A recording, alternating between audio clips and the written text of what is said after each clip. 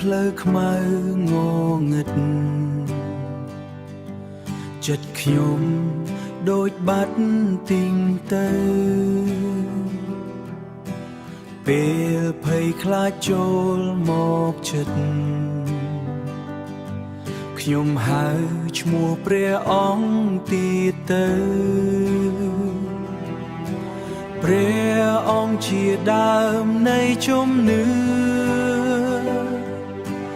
នាំខ្ញុំឆ្លងផ្លូវជីវិត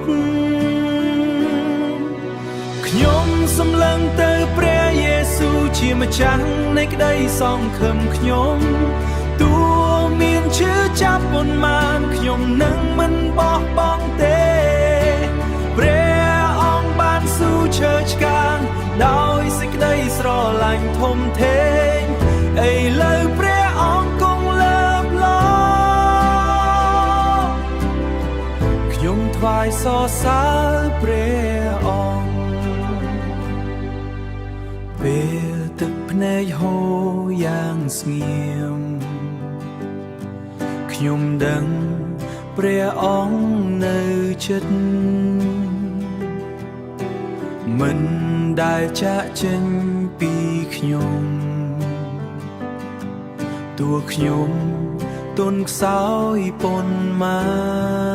នព្រះអង្គក៏បានឈ្នះហើយលើអំពើបាបនិងសេចក្តីស្លាប់ខ្ញុំមានកម្លាំងក្នុងព្រះអង្គដើរទៅមុខដោយជំនឿខ្ញុំសម្លឹងទៅព្រះយេស៊ូវជាម្ចាស់នៃក្តីសង្ឃឹមខ្ញុំទោះមានឈឺចាប់ប៉ុន្មានខ្ញុំនឹងមិនបោះបង់